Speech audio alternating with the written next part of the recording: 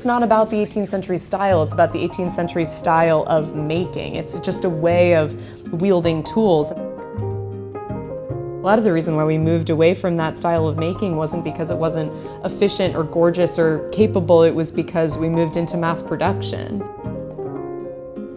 I hope that people learn that hand tools are sometimes the fastest way to get there. I'm not just holding the blade perpendicular to the bottom of the pan, instead I'm holding it at a skew angle.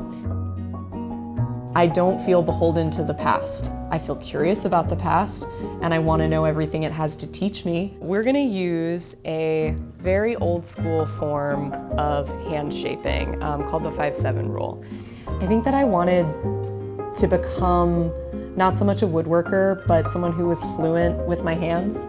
So I wanted the capacity to translate ideas that I had into things that really faithfully recreated the initial intent. Line it up, and I'm getting ready for it to slide everywhere, and I'm not gonna freak out. That's my plan.